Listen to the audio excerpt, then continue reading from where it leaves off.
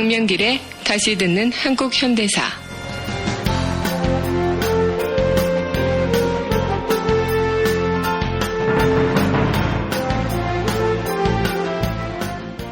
제16강 독립협회의 두 얼굴.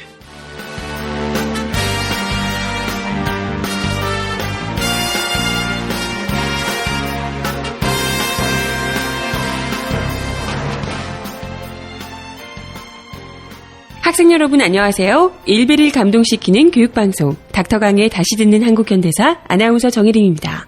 본 방송은 박세길의 다시 쓰는 한국현대사와 서울대학교 출판부의 한국사 특강 그리고 고등학교 한국사 교과서를 토대로 진행됩니다. 오늘도 닥터강 강명길 선생님 나오셨습니다. 안녕하세요. 안녕하세요. 강명길입니다. 네, 저희가 인사할 때마다 항상 학생 여러분 안녕하세요 이렇게 인사를 하잖아요. 예. 그랬더니 어떤 청취자분께서 저는 학생 아닌데요. 혹시 고등학생들, 중고생들을 대상으로만 하는 건가요? 물어보시더라고요. 예, 특별하게 학생들만 들으시면 들어야 된다 이런 건 아니고요. 네네. 그 교학상장이라는 말이 있지 않습니까? 네. 지금 교학사 교과서가 지금 검정심의의 그 수정안을 제출해서 통과가 되긴 했지만 예. 이 교학상장이라는 말의 원래 뜻이라고 하는 건 배우고 가르치는 것을 통해서 서로 성장한다. 우리가 역사를 함께 공부하면서 네네. 서로 좀 성숙해지고 그쵸. 세상을 바라보는 안목을 한 단계 높여가는데 우리가 학생 같은 자세로 네. 저도 열심히 방송하겠습니다. 네. 사실 또 역사 교육이 너무나도 필요한 상황이라 우리 모두가 학생이 되자. 이런 이제 뜻으로 학생 여러분 이렇게 부른다는 거, 네, 양해를 해주시고요. 그래서 한 주간 잘 지내셨나요, 우리 강쌤은? 예, 저는 시험 기간이라 우리 학생들하고 그렇죠. 좀 이렇게 좀 살 부대끼면서 좀 잔소리도 하고 네. 승질도 내고 달래기도 하면서 한 주간 보냈습니다. 네. 근데 날씨가 굉장히 추워져서요. 예. 이 추운 날씨에도 여기저기서 파업 소식도 굉장히 많이 들리고요. 예, 그렇죠. 오늘 제가 그 전철을 타고 왔는데 네. 그 지하철 요금 기본 요금이 1,050원이지 않습니까? 예. 그런데 그 신분당선 민간 자본으로 건설된 신분당선 같은 경우에는 1,750원이에요. 700원이 비싸네요. 예. 그리고 이미 200원을 또 기본 요금 200원 인상하기로 확정이 되어 있고요. 철도 민영화라는 게 이런 것 아닌가 라는 생각이 좀 드네요. 좀 안타깝습니다. 참 근데 철도도 지금 파업을 했지만 여기저기 지금 노동자들이 계속해서 돌아가신다는 소식들도 들리고 곧 있으면 비정규직도 노동자들도 파업을 한다 그렇죠. 얘기도 있고요. 예, 지금 보통 파업을 하는 시기는 보통 임금 협상이라든가 단체 교섭이 일어나는 5월 달. 보통 노동자들이 이제 5월 달에 파업을 하거나 단체 교섭을 하게 되는데 지금 같은 경우에는 연말이고 참 추울 때인데 네네. 지금 힘들지 않으실까 걱정이 되기도 합니다. 갑자기 역사 얘기하다가 파업 얘기하셔서 놀라셨을 것 같은데 우리가 또 역사 속에도 이런 일이 있는지 없는지 좀 찾아보면 좋을 것 같아요. 예, 우리가 이제 일제강점기 때는 노동자 농민들이 농민들 같은 경우에는 소작쟁이라든가 이렇게 해서 일제가 많은 토지들을 수탈하고 하면서 농민들의 어떤 소작쟁이, 일제에 대한 저항 운동이 활발했었고요. 노동자들도 마찬가지로 1920년대부터 30년대까지 노동조합이라든가 노동자 투쟁을 통해서 민중의 노동자들의 생존권, 그다음에 또 일제의 수탈에 저항하는 많은 희생과 투쟁이 있었습니다. 이게 단지 어제 오늘 일 생각으로는 전태일 열사 이후에 뭔가 좀 진행이 된 것 같았는데 그게 그렇죠. 아니군요. 일제시대에도 이미. 예, 맞습니다. 네. 제가 지금 기억나는 한 분 정도를 좀 말씀드리자라고 하면 강주룡이라는 노동운동가가 계십니다. 언제 때 분인가요? 이분은 1901년인가 이렇게 태어나셨고요. 1932년에 그래서 32살의 나이로 일찍 명을 달리하신 분인데 여성입니다. 일제시대의 여성 노동자로서 활동을 했던 분이란 말씀이시죠? 예, 맞습니다. 야. 그러니까 요때가 아마 1931년 한 5월 정도 될 겁니다. 네네. 그때 이제 고무공장. 고무공장이요? 고무니까 타이어라든가 신발이라든가 여러 가지 물건이 많죠. 네네. 고무로 만드는. 근데 산업 합리화. 불경기니까 산업 합리화의 명분으로 노동자들의 임금 대단히 저임금으로 시달리고 있었던 임금을 거기서 더 깎겠다고? 예, 깎습니다. 예. 10% 삭감을 하죠. 그런데 반면에 주주들에게는 15%에서 한 20% 정도의 배당 이익을 주게 됩니다. 지금이랑 똑같네요. 예, 말이 안 되는 일이죠. 예. 그랬더니 그 노조에서 단체 교섭을 시도합니다. 회사가 어렵고 경제가 어려우면 노동자나 사용자가 힘과 지혜를 모아서 이 어려운 시절을 극복해 나가자라고 했지만 사용자 측에서는 당연히 단체 교섭에 응하지 않게 됩니다. 근데 그 시절에 노동조합이 있었어요? 예, 맞습니다. 1920년대 후반 30년대가 되면은요, 우리나라의 그 노동자들의 의식도 좀 한 단계 성장하면서 이것이 이제 반일과 항일 정서가 결합을 하게 되고요. 그 다음에 제국주의에 반대하는 사회주의 운동도 많은 발전을 하게 됐죠. 그렇군요. 지금 여러분께서는 강명길의 다시 듣는 한국 현대사를 듣고 계십니다. 우리가 생각했던 것보다 훨씬 더 의식이 높았군요. 예, 맞습니다. 네네. 그래서 이제 1930년 8월 달인가요? 아마 이제 파업 투쟁을 벌입니다. 와, 대단한데요? 예. 그래서 그 인근에 있었던 고무공장, 주변에 있는 고무공장들이 이제 동맹파업을 하게 됩니다. 그래서 11개 공장 정도가 한 1,800명 정도의 노동자들이 파업을 하게 되고요. 예.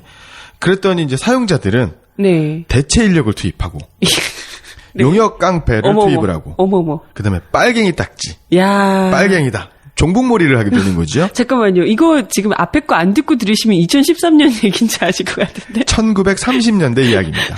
네. 그리고 노조 지도부를 구속, 체포, 이렇게 탄압을 하게 됐죠. 그랬더니 노동자들은 현장 복귀를 거부하고 선전전을 하게 됩니다. 그리고 이제 그 사용자 측에서 대체 인력을 투입하려고 하는 그런 시도도 다른 노동자들의 반발로 노동자들 대체 인력을 할 수 있는 노동자들도 구하지 못하게 됩니다. 이때 가장 결정적인 일을 한 분이 바로 이제 강주룡 선생님인데 이분 같은 경우에는 그 평양의 유명한 대동강변에 을밀대라고 하는 정자가 있습니다. 정자요? 지금 현재 평양에도 을밀대가 있습니다. 예, 여기에 그 누각이고 정자니까 그 꼭대기에 올라갑니다. 고공농성을 벌이는 거죠. 그럼 저희 거의 뭐 최초의 고공농성 시기라고 볼 수 있겠네요. 87년 노동자 대투쟁 때 그 현대중공업인가요? 거기 골리앗, 크레인, 거대한 크레인에 올라가서 농성을 하시기도 하고 작년, 바로 재작년인가요? 그 한진중공업에서 김진수 지도위원이 그 크레인에서 고공농성을 한 적이 있지요. 그러면 고공농성이 굉장히 많이 또 이제 하시는 편인데 여기저기서. 그다음에 철탑에서도 농성하셨던 분들이 작년에 계셨군요. 근데 이 역사가 굉장히 오래됐군요. 지금 무려 30년대. 여자분이, 여성분이. 80년 정도가 된 일이죠. 어마어마하네요.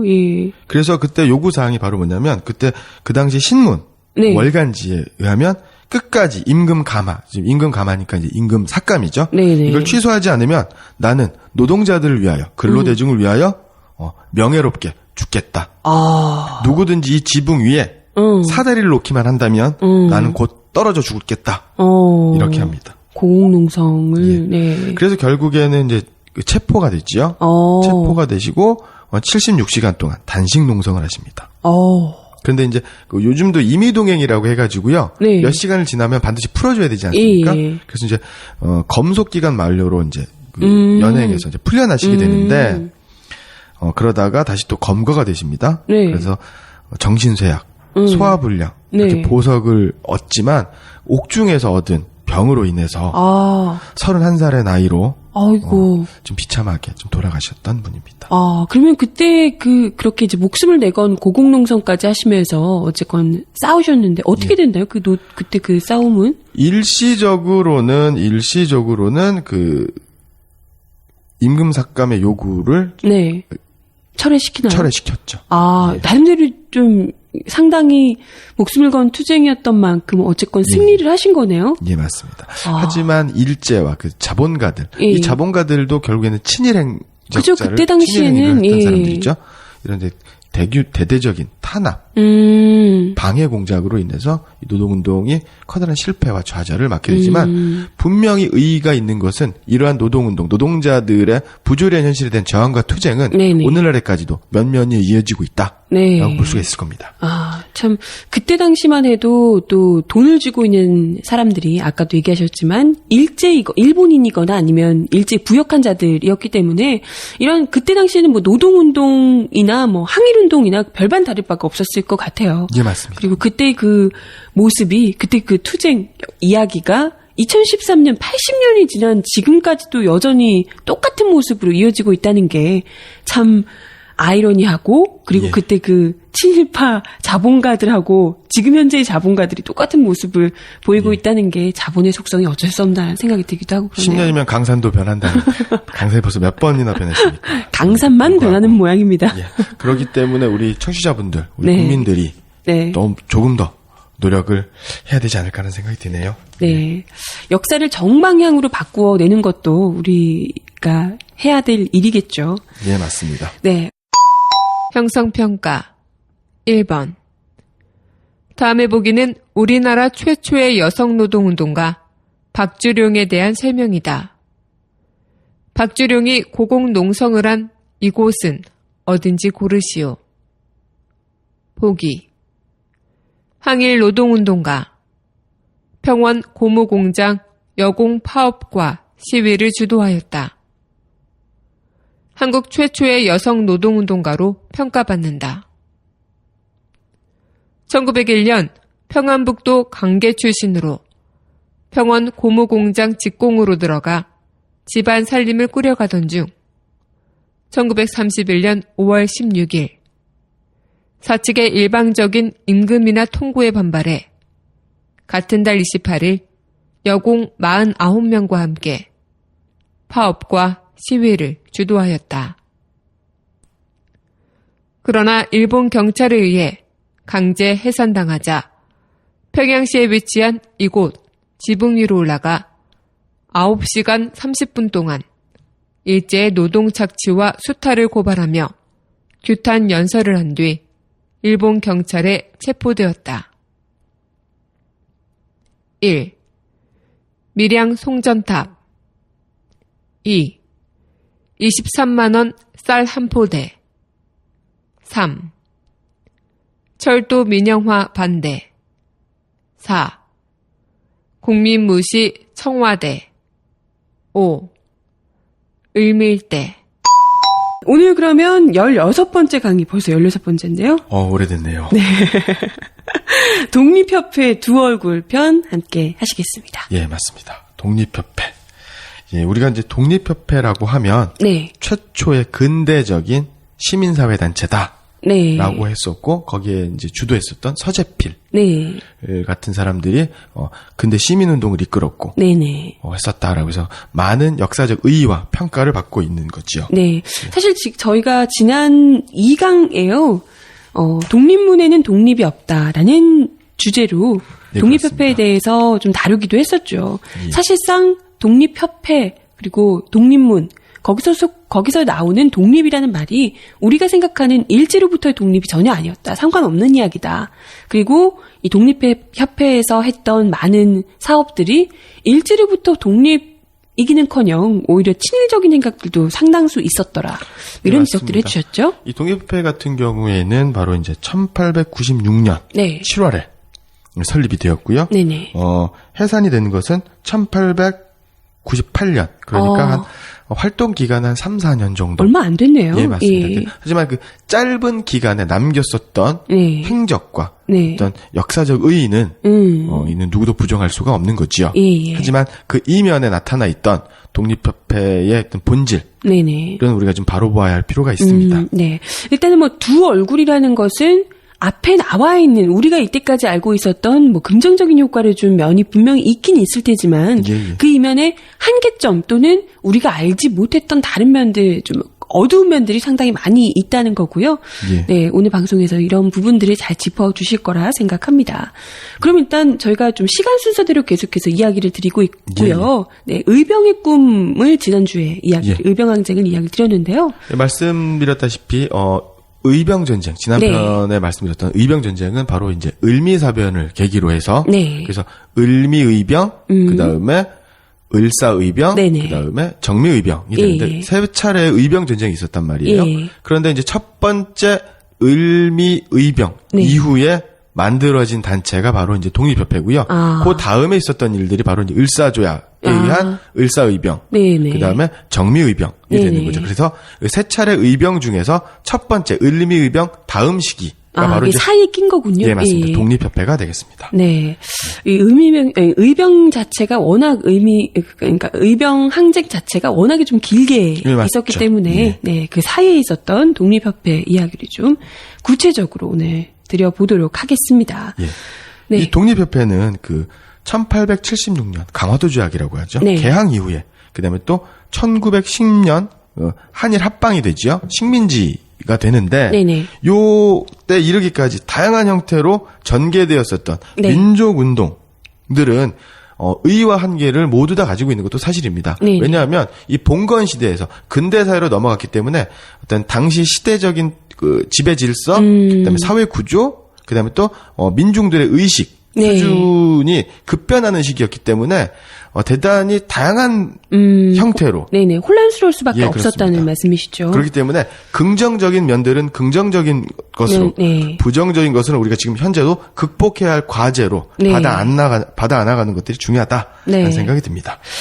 그때 이제 말씀하셨지만 굉장히 혼란스러운 시기였다고 이야기를 하셨고, 사실 우리가 이걸 또 짚어볼 때도 이때 당시에 우리나라 이 조선에 개입해 있던 나라들이 워낙 많았기 때문에 예. 그때 당시에는 어느 나라가 좀 가장 강세를 잡고 있던 시기였나, 이것도 중요할 것 같아요. 예, 그 독립협회 시기는 바로 이제 을미사변 이후에 아관파천이 일어났던 시기입니다. 네네. 아관파천이라고 하는 건 고종 황제와 왕세자가 예. 바로 이제 러시아 공사관으로 피신해 있었던 네. 거고요. 그때 이제 우리나라 주변 세력에는 바로 이제 청나라는 배제가 되었고 예.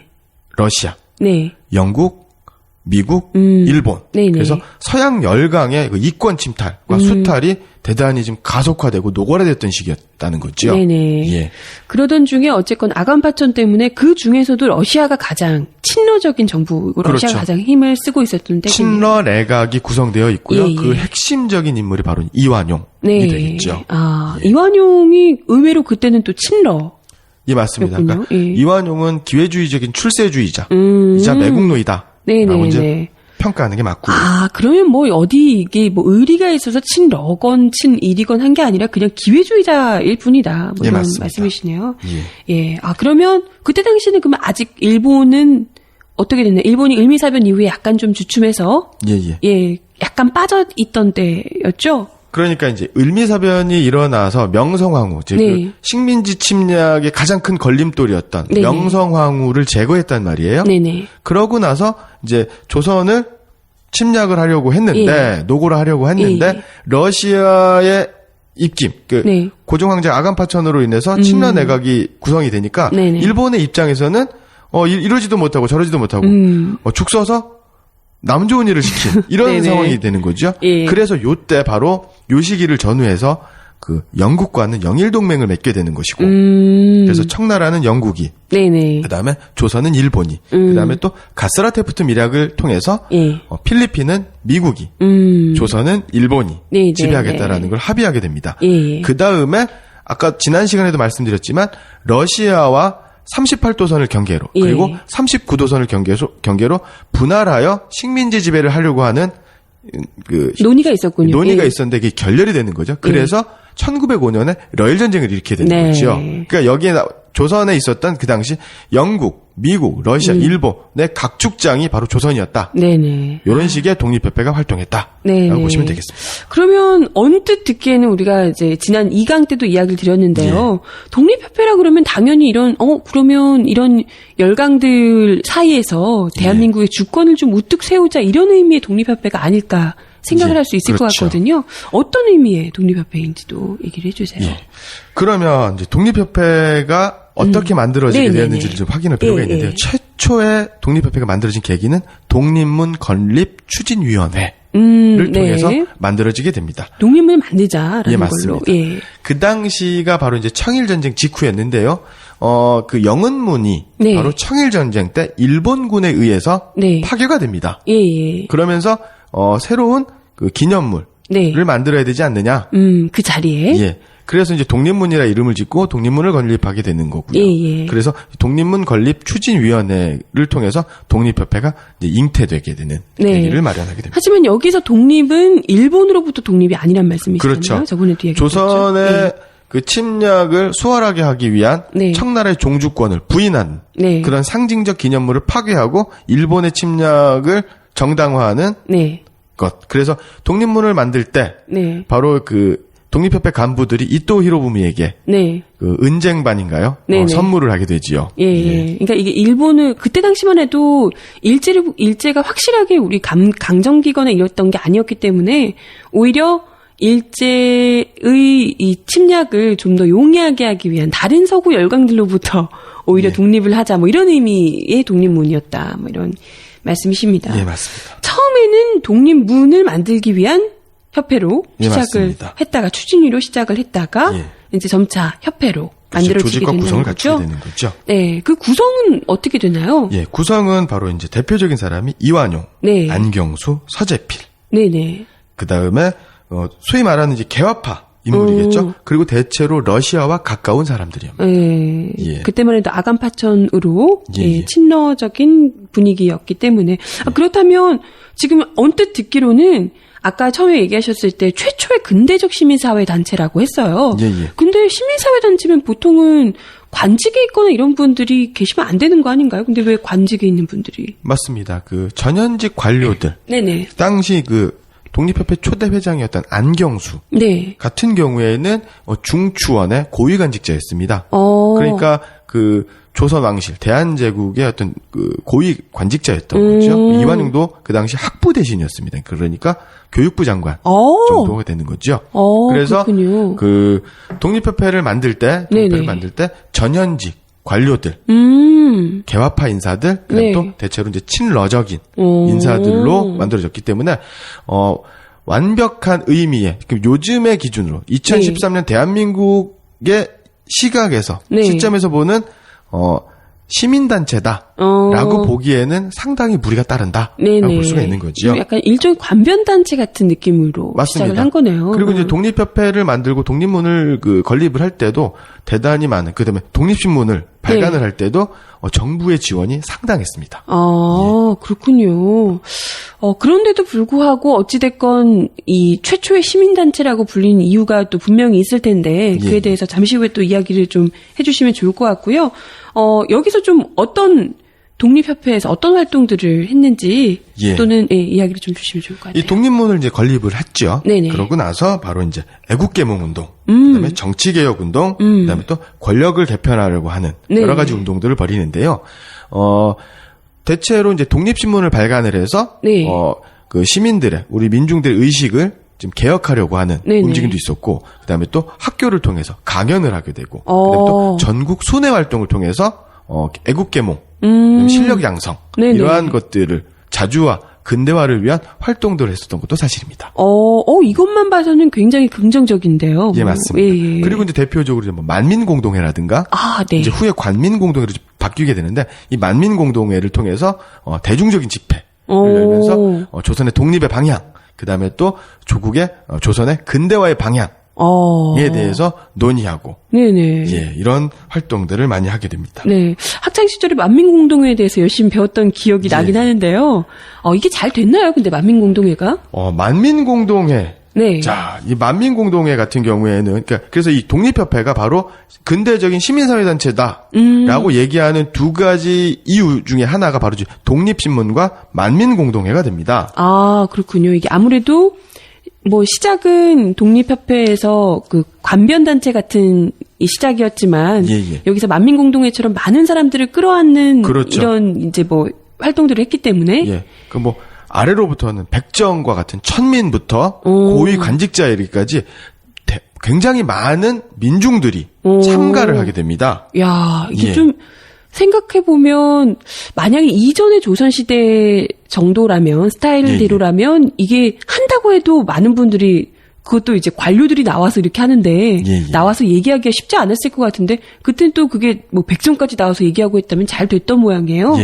1898년에 그 아관파천이 있고 막 그러니까 예. 정부의 칠러적인 정책, 서양의 그 이권 침탈, 뭐 철도 부설권이라든가 네네. 뭐 광산 채굴권이라든가 이런 것들이 막 외국으로 막 넘어가게 됩니다. 네. 지금 철도 민영화 외국으로 막 넘어가려고 하는 것처럼 네네. 그렇기 때문에 이런 것들을 비판하고 또 그러니까 너무 비자주적이다. 그래서 자주적인 정책을 해야 된다. 이래서 시민 그 독립협회 회원 그다음에 또 정부 관료, 전현직 네네. 관료들 굉장히 많이 모입니다. 네. 그래서 아관파천으로 인해서 그 고종 황제가 러시아 공사관에 있었던 네. 그 고종 황제를 하게 되고 대한제국을 선포하는데 결정적인 영향을 미치게 되는 게 바로 만민공동의 관민공동회가 되는 겁니다. 엄청난 민중의 힘을 이게 보여주는 민의를 보여주는 예. 그런 이제 활동이었다고 볼 수가 있겠네요. 맞습니다. 야, 이 정도로 보면 만민공동회를 직접 또 개최하기도 하고 했던 이 독립협회 사람들을 시작이 약간 좀 그랬다 하더라도 욕할 수는 없는 거 아닐까 싶기도 하고요. 네, 맞습니다. 실제로 네네. 주도는 전현직 관료들이 했지만 네. 굉장히 많은 네. 민중들의 관심과 참여가 있었기 때문에 네. 그 민중에 근거한 백성들, 조선 민중에 근거한 시민단체, 그다음에 또 개혁운동, 그리고 이러한 많은 요구들이 네. 실제로 대한제국 정부에 의해서 수용되기도 하고 변화 발전하기도 했습니다. 네. 그러면 굉장히 그때 시민의식이 높았네요. 그리고 그런 요구가 어쨌건 뭔가 목소리를 내고 싶어 하는 시민들의 이런 욕구가 굉장히 이제 높았다고도 볼 수가 있겠네요. 맞습니다. 네. 그런데 이 문제가 되는 게 바로 뭐냐면 그 시민들의 요구를 받아 안아서 그 독립협회 지도부들이죠. 네. 명망가들이 바른 방향 조선의 국권을 수호하고 열강의 침탈로부터 자주권을 수호하는 방향으로 전개를 해야 되는데 여기에 모여있던 사람들이 대단히 그 다양한 정치적 입장과 관점을 가지고 있었어요. 아무래도 정부 관료들이다 보니 정치인들이고 하다 보니까 여기에는 친러파도 있었고 친미파도 있었고 친일파도 있었습니다. 대한제국 시기에 들어오면서 그 갑신정변 즉 그 서광범 김옥균, 박용효 등이 일으켰죠. 그때 서재필도 이제 가담을 했었고요.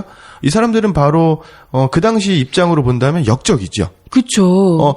바로 이제 일본으로 망명하고 미국으로 망명한 사람들인데 이 사람들이 이때 이제 들어오게 됩니다. 그러니까 이 사람들, 어떻게 들어오나요? 이 사람들은 이제 고종 황제 대한제국의 입장에서는 아무리 정변을 일으키고 반란을 일으켰던 사람들이지만 이 사람들의 나라를 걱정하는 우국충정은 인정할 만하다. 그리고 이런 사람들이 능력 있는 인재들이기 때문에 대한제국에서는 이 사람들의 과거를 묻지 않고 포용해서 나라를 발전시키겠다. 너무 쿨하신 거 아니에요? 그렇죠. 고종 황제 좀 쿨한 면이 있죠. 네, 어쨌건 그만큼 조선의 상황이 힘들었다라는 걸 또 반증하는 것이기도 하고요. 네, 인재가 그만큼 없었다라고 볼 수도 있을 것 같아요. 그래서 맞습니다. 그 사람들이 불러들여서 같이 그럼 독립협회 활동을 했던 건가요? 대부분은 아니고요. 독립협회를 주변으로 한 정치 세력으로 남아 있었던 거죠. 네네. 그 중에 한 명이 서재필도 같이 독립협회 주축이 돼서 했던 거고요. 그렇군요. 그래서 이분들이 지금 뭐 친일도 있고 친러도 있고 뭐 가지각색이다 보니까 어쨌든 전체 그림으로서는 만민공동회 이런 걸로 막 민중의 힘이 예상외로 엄청나게 커졌는데 이걸 어떻게 어느 방향으로 가야 할지가 굉장히 좀 분분했겠어요. 사공들이 많아서. 예, 맞습니다. 그렇기 때문에 그 시기를 지나서 개편이 됩니다. 그리고 독립협회의 힘이 커지니까 상대적으로 정부, 대한제국을 비판하는 광무 정권을 비판하는 목소리가 높아져요. 그렇겠네요. 그래서 여기저기서 만민공동회를 그렇죠. 하면 나오니까요. 더군다나 대한제국 입장에서는 러시아가, 일본이, 미국이 막 이렇게 막 서양 열강들이 치고 들어오는데 여기에는 독립협회마저 독립협회는 좀 정부를 좀 지원하고 정부를 좀 지지하는 입장을 좀 취했으면 좋겠는데 이 너무 몰아붙이는 거죠. 그래서 여러 가지 이유가 있지만 대한제국에서는 고종 황제는 회장이었던 안경수, 그 다음에 이완용에게 지방관으로서 이제 발령을 보냅니다. 전출을 보내는 거죠. 그때 이완용 같은 경우에는 전라북도 관찰사를 받고 넘어가게 됩니다. 바로 그냥 가는군요. 근데 안경수 같은 경우에는 정부의 요구를 거부하고 정부의 명령 거부하고 남습니다. 그리고 쿠데타를 모의하게 되지요. 실제로 이제 아예 권력을 그렇죠. 네. 그래서 발각이 됩니다. 아. 그런데 요 때가 대단히 좀 중요한데요. 그 독립협회는 일부 명망가들, 전현직 관료들을 중심으로 만들었는데 네네. 실제로 이런 활동들이 민중들의 참여, 뭐 지지를 네네. 통해서 세가 굉장히 확장된단 말이에요. 예. 그러니까 이 사람들이 어떻게 하면 이러한 민중들의 힘을 조직화해서 국권을 수호하고 자주권을 수호할 것인가라는 네. 것으로 목표를 두고 그것을 힘을 모아가는 과정으로 갔어야 되는데 그런 것이 아니라 어떻게 하면 자신이 이익을 취할까? 아, 이렇게 많은 사람들이 지금 모여서 힘이 모아 있는데 이걸 내가 어떻게 하면 잘 이용해 볼 수 있을까? 예. 요거에 이제 관심을 가지게 됐다는 예, 거죠. 그래서 이완용 같은 경우에는 관직을 선택을 한 거고, 안경수 같은 경우는 이런 걸 통해서 쿠데타를 일으켜서 내가 권력을 한번 잡아보겠다라는 거고, 네네. 그 다음에 서재필 같은 경우에는 미국 시민권자 아닙니까? 예. 미국 시민권자이기 때문에 미국 공사관의 그 지원을 알게 모르게 받게 됩니다. 그걸 통해서 그 칠러 정책을 반대하고 미국의 어떤 이익을 네. 옹호하는 그러한 네네. 활동들을 하게 되는 거죠. 이 대표적인 것들이 러시아의 이권, 그러니까 뭐 철도 부설권이라든가 이런 것들은 대단히 반대를 합니다. 네네. 그런데 미국의 경인철도 부설권은 대단히 옹호합니다. 미국은 속마음까지 믿을 수 있는, 의심하지 않아도 되는 나라다. 아하. 뭐 이런 식으로. 아, 그러면 이게 참 오해할 수 있을 것 같아요. 친러적인 정책을 반대하면서 마치 이것만 보면, 대한민국의 이 자주권을 위해서, 자주를 위해서 우리가 이건 뭐 주권을 지키기 위해서라도 이런 걸 하지 말아야 된다라고 예, 그렇죠. 이야기를 하는 게 마치 굉장히 좀 독립적이고 좀 이런 인사라고도 볼 수 있을 듯한데 알고 보면 철저히 미국에게만 유리한 방향으로 했었다. 이런 말씀이시군요. 그러니까 각자의 정치적인 배경에 따라서 움직이게 되는 거죠. 네네. 그러니까 독립협회가 어떤 단일한 힘을 가지고 시민사회, 즉 민중들의 힘을 모으는 데는 좀 실패했다라고 이제 보는 거죠. 이게 참 사실 이 정도로 만민공동회든 이런 식으로 해서 민중들의 힘을 하나로 어마어마한 힘을 하나로 끌어모으는 게 사실은 그게 가장 어려운 일인데 끌어모아 놓고도 제대로 된 방향을 잡지 못하고 예, 그렇죠. 이게 그냥 오락가락 자기들 사리사욕 채우는 데만 급급해서 결국에는 이 힘을 제대로 쓰지 못하고 버려버렸다는 게 너무나도 안타깝습니다. 예. 2번. 다음은 어느 신문의 사설의 일부이다. 잘 듣고 이 신문의 이름으로 맞는 것을 고르시오. 보기. 일본이 청나라와 싸워 이긴 후에 조선이 분명한 독립국이 되었으니 조선 사람은 일본에 대하여 감사해야 하는데 감사할 줄을 모른다. 동학 난리를 일으켜 전국을 소람스럽게 한 괴수를 이제 다행히 잡았으니 전국 인민은 크게 기뻐하더라. 조선은 독립국이 아니며 죽을 병이 든 사람인데 일본은 의원이다. 병자년 강화도 조약 이후 일본 덕택으로 조선은 잘 되었다. 1. 황성신문 2. 대한매일신보 3. 제국신문 4. 한성순보 5. 독립신문. 그 다음에 우리가 이제 살펴봐야 하는 것들이 제가 이제 초등학교 때 독립신문, 독립협회 네. 3대 사상을 네네. 이제 많이 외우고 시험에도 나오고 그랬었어요. 이 독립협회의 3대 사상이 바로 자주독립사상. 그 다음에 자강개혁사상. 네. 그 다음에 자유민권사상. 네. 이렇게 되어 있는데 정말로 자주독립사상을 가지고 있었는가? 네. 정말로 자강개혁사상을 가지고 있었는가? 네. 정말로 자유민권 사상을 가지고 있었는가를 좀 우리가 좀 알아볼 필요가 있는 거죠. 네. 근데 지금 이거 세 개만 들으면 지금 2013년 현재 대한민국에서는 굉장히 위험한 사상인 것 같은데요. 예, 맞습니다.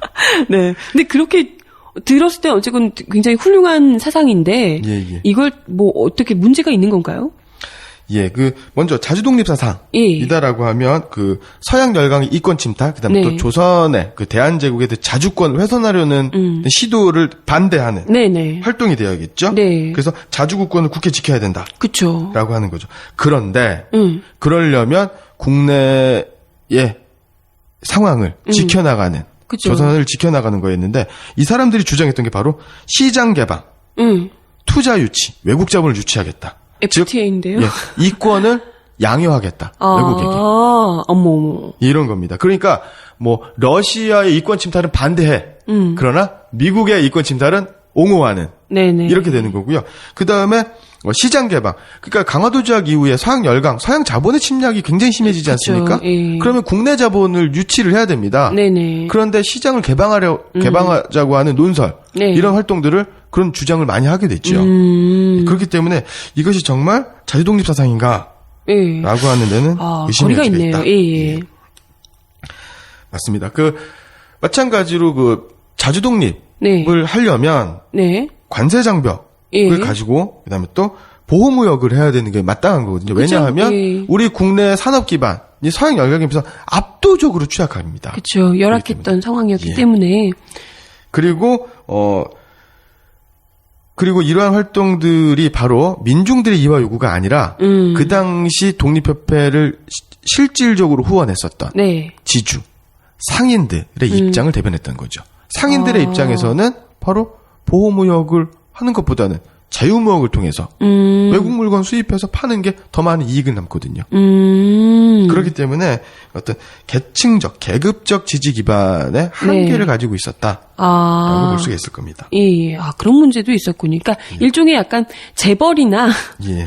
외국이나 이런 지금하고 굉장히 사뭇 비슷하다는 생각이 들어요. 예, 맞죠. 뭐 휴대폰을 많이 팔기 위해서 농업은 포기도 되는 거 아니냐 이런 논리하고 굉장히 비슷한 것 같기도 그렇죠. 하고요. 예. 최근에 뭐 TPP가 그러니까 TPP에 참여하겠다라고 예. 하는 것도 그러한 입장이 되는 거죠. 네, 그렇군요. 예. 그리고 또 이 사람들이 주장했었던 게 바로 이제 사회 진화론의 영향을 많이 받습니다. 이 사회 진화론은 찰스 다윈이 만든 학설 진화론을 사회 구조 자연계가 아니라 인간 사회에 이제 적용을 하는 건데 바로 네. 약육강식입니다. 그러니까 식민지 지배를 정당화하는 제국주의의 사상적 이론적 기반이에요. 그렇기 때문에 서양의 문물을 자꾸 받아들여야 우리가 근대화를 할 수 있겠다. 네네. 이렇게 이제 주장을 하는 거죠.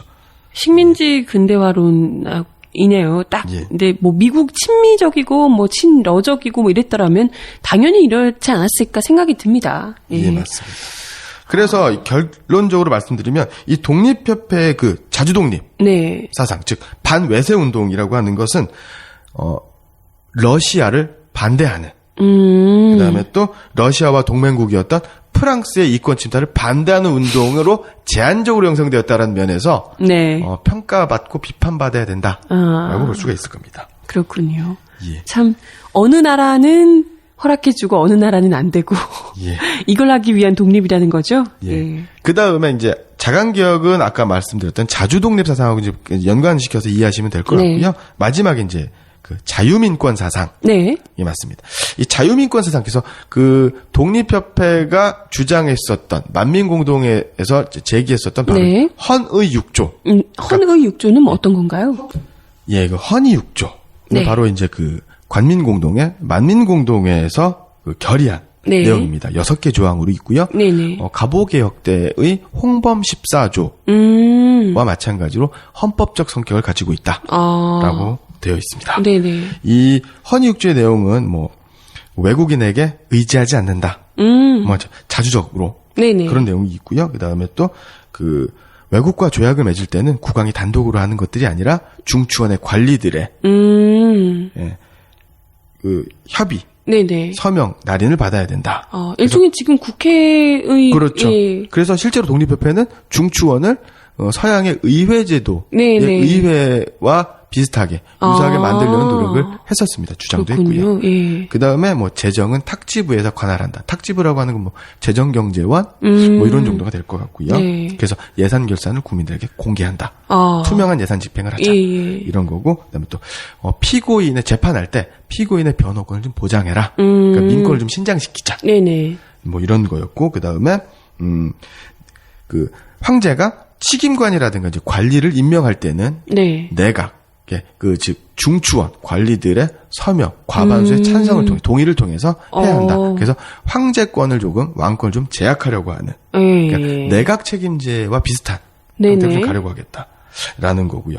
그래서 이 헌의 6조는 입헌군주제를 수립하는 즉 그래서 민중들의 민권 국민의 참정권을 좀 보장하려고 하는 노력을 했는데 그런 의미에서 자유민권 사상이 있다라고 하는데 실제로 우리가 이제 입헌군주제라고 하면 그 영국의 예를 많이 들지 않습니까? 그 영국은 왕은 그 상징적으로만 군림을 하는 것이고 실제적인 내각은 총리와 내각의 그렇죠. 책임을 의회가 책임을 지는 거죠. 그런데 이게 조금 오해가 있는데 실제로 독립협회가 주장한 입헌군주제, 내각 책임제는 영국의 입헌군주제가 아니라 일본의 입헌군주제와 대단히 유사한 면이 많다라는 거죠. 뭐가 다른가요, 둘이? 지금 2013년에 일본의 입헌군주제가 아니라 메이지 유신 당시, 그러니까 2차 세계대전을 일으킨 그 당시의 입헌군주제의 일본은 바로 황제권, 왕권. 일왕의 권한, 일왕을 되게 신격화하고, 일왕의 권한을 절대화하는 전제군주권에 가까운 거예요. 그렇다라고 하면, 실제로 그 위로는 왕, 밑으로는 민중, 가운데 정치 세력, 지배 세력이 있지 않습니까? 그러면 이 지배 세력은 민의를 대변해서 정치를 실현하는 것이 바로 이제 영국식이다라고 하면 왕을 신격화해서 왕의 의지로 정치를 펴나가는 것, 국가주의가 되는 거죠. 이것은 바로 이제 일본식의 입헌군주제가 되는 거죠. 근데 일본 같은 경우에는 어쨌건 신격화하고 있다는데 여기서는 어쨌건 왕이 고종이 좀 왕의 권한을 조금 이렇게 줄이는 방식으로 했던 것 아닌가요? 그렇게 해야만 정치 세력, 즉 관료 세력들의 권한이 커지게 되는 거죠. 실제로는 그러면 민중들의 힘을 올리는 것도 아니고 왕의 권한을 크게 만들어주는 것도 아니고 결국에는 관료들만 좋은 그렇죠. 그러니까 내각은 존재하지만 이 내각은 바로 내각 책임제는 바로 국민들에 대해서 자신들이 한 정책을 책임지는 거 아니겠습니까? 이건 왕에 대한 책임만 있는 거지 국민과 민중에 대한 책임은 없는 거예요. 그리고 그것에 대한 노력이 없는 거죠. 그렇기 때문에 대단히 불완전한 자유민권 사상이다. 그런 볼 수가 있는 겁니다. 그러니까 그리고 실제로 헌의 6조에는 전제 황권을 공고히 한다라고 명시되어 있습니다. 그래요? 그러니까 자유민권 사상, 내각 책임제, 입헌군주제라고 보기가 좀 어렵다라는 거죠. 굉장히 아까 들었을 때는 신선하고 뭔가 좀 영국스러운 영국 정도의 그런 입헌군주제를 생각하게끔 했는데 그런 건 아니에요. 좀 한계가 있긴 했네요. 그리고 실제로 독립신문의 논설이라든가 어떤 편집 방향을 보면 조선민중은 무지하여 정치에 참여할 능력이 없다. 라고 분명히 전제합니다. 그렇기 때문에 중추원을 개편하여 의회제도를 만들되 중추원의 관리들이 민중들을 끌어가는 거지 다스리는 거지 민중들의 의사를 반영한다 이런 건 아닙니다. 아니 그러면 뭐하러 만민공동회를 열었을까요? 쇼였나 쇼? 또 이유를 댄 게 바로 뭐냐면 이 만민공동회도 중요한 건데 이유를 대자면 일본도 못하는 거 조선이 어떻게 하냐. 일본의 입헌군주제가 그렇지 못하는데 어떻게 조선이 하냐. 이런 식의 얘기를 하는 거고. 그러니까 이제 여기서 이율배반적이 나타나는 겁니다. 그러니까 만민공동회라든가 이 관민공동회가 대단히 많은 민중들의 호응과 참여 속에서 열렸음에도 불구하고 한계점을 여실히 드러낼 수밖에 없었던 거죠. 참 계속해서 드는 생각이 참 안타깝다. 지금 현재 촛불이 어마어마하게 이렇게 일어나는데 사실 이런 것들을 시민들의 의사를 누군가가 좀 이렇게 정치권에 반영을 하고 전달하고 이렇게 되면 빨리빨리 또 사회가 바뀔 수가 있는 부분이잖아요. 그런데 분명히 이전에도 가보농민혁명, 거기다 의병항쟁까지 해서 계속해서 이 조선시대 후기부터 이제 일제시대에 들어가기 전까지 민중들의 요구와 이런 시민의식 자체가 정말 쭉쭉 올라가 있는 상황이었는데 이 시민의식의 발전 속도보다 이 정치권의 발전 속도가 너무나도 더뎠다. 그런 생각이 듭니다. 실제로 이 만민공동회, 관민공동회가 모여서 집회를 하고 시위를 할 때는요. 서울은 거의 무정부 상태였다. 그 정도에 이르렀다라고 합니다. 예, 예. 근데 이 만민공동회를 주도했던 사람들이 바로 이제 서재필, 이완용, 윤치호. 네. 이렇게 되는데요. 그 당시에는 그 미국계 선교사가 세운 배제학당. 그러니까 이제 서재필과 관련이 깊은 거죠. 그다음에 또 일본계의 경성학당. 네. 이 경성학당 같은 게 일본계니까 아무래도 갑신정변 이후에 대한제국이 성립되면서 귀국을 하게 된 네네. 박영호와 관계가 깊었던 거죠. 그다음에 또 이러한 것들 정치적으로 이용하려고 했었던 안경수는 쿠데타, 고종을 폐위시킬 계획을 가지고 있었고요. 네. 이렇게 되니까 실제로 민중들의 힘을 자신의 이익을 위해서 악용하려고 하는 네, 목적, 받아낼 있었다. 수 있는 누군가가 대의를 위해서, 나라를 위해서 뭔가를 할 만한 그런 그릇이 되는 사람이 없었군요. 예, 맞습니다. 아, 그래서 이 독립협회가 그냥 3년밖에 못하고 마무리를 하는 건가요? 예, 맞습니다. 이 바로 이제 독립협회 사건이라는 것을 통해서 네네. 독립협회가 해산이 되게, 해체가 되는 계기를 맞게 됐는데요. 아, 네네. 이 독립협회 사건이라고 하는 건 바로 이제 황국협회라고 하는 예. 어용단체와 네.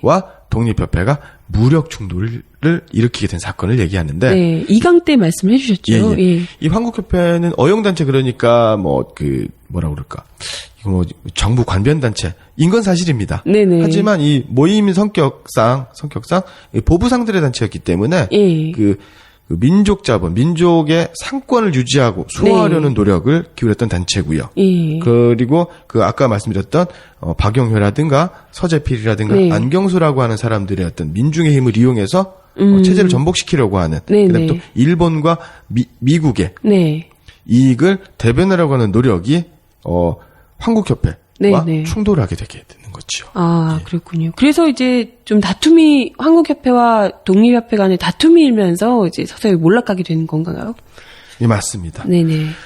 예, 그렇게 해서 독립협회는 서서히 해체가 네. 되면서 예. 만민공동, 이제 관민공동회의 이름으로만 명맥을 유지하다가 자연스럽게 이제 소멸이 되게 되는 거죠. 네.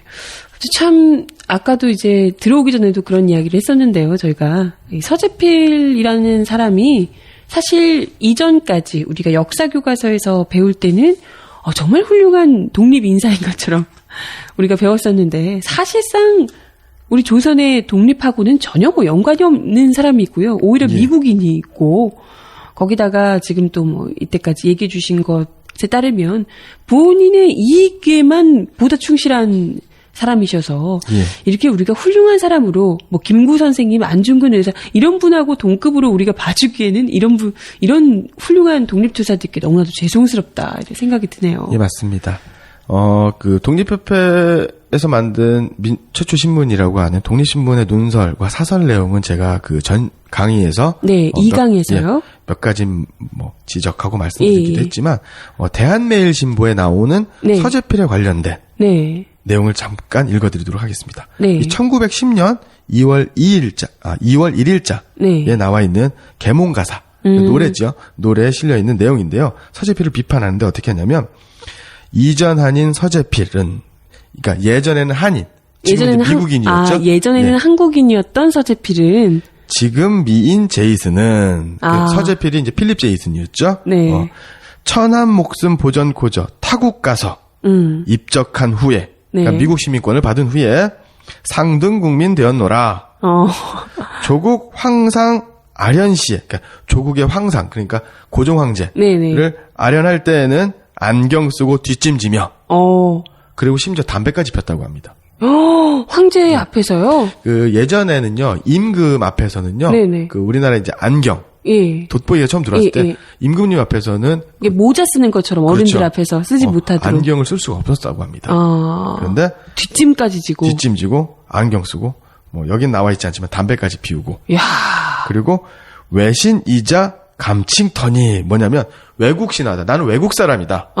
라고 감히 칭했다. 그러니까 한국 사람이 아니니까 한국의 예의를 따르지 않겠다 이 말이군요. 네, 맞습니다. 예. 그리고 실제로 서재필은 조선 정부라고 하지 않고요. 우리 정부라고 하지 않고요.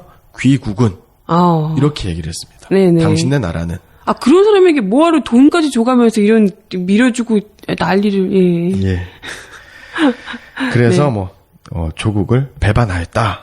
이런 논설이 있습니다. 네. 예. 참 짧은 가사인데 재미나네요. 그러니까 이게 바로 그 대한매일신보라고 하는 건 그 당시 제가 누차 말씀드렸지만 그 당시 민중의 이익을 대변하고 네. 국권을 수호하는 일제 침략을 반대하는 신문이었는데 네. 여기서 이러한 논설과 이러한 이야기가 실렸다라고 하는 것은 우리가 조금 서재필에 대해서 생각해 봐야 할 것이고요. 그 다음에 실제로 이 서재필 같은 경우에는 네네. 그 한국에 왔을 때도 네. 한국 공사관에서 미국에 있는 한국 공사관에서 여비 양복값까지 줬습니다. 네네. 그런데도 중추원의 고문이라고 하는 것은 바로 그 정식 관리가 아니거든요. 네네. 그러니까 한국인이 아니고 미국인이기 때문에 정식 관리로 채용되지 않고 고문으로 있는 거고요. 그 당시 그 총리, 내각 총리의 월급에 버금가는 네, 급여를 받았고 또 독립신문을 만들면서도 따로 월급을 받습니다. 그리고 정부에서 준 지원금으로 독립신문을 만들고 그런데 그 독립신문의 명의는 서재필 개인의 것으로 그리고 그것을 미국에 팔려고 하는데 미국에서 거부하니까 일본에 팔려고 했어요. 일본에 팔려고 했는데 구두계약까지 갑니다. 네네. 그리고 일본에서 조사를 합니다. 독립협회를 했더니 이거 흑자다. 흑자가 납니다. 그런데 이제 어떤 이유인지 모르겠지만 그 일본에서는 인수를 하지 않는데 이 독립협회 같은 경우에는요 최초의 민간 신문이다라도 보기도 좀 어려운 것이 네.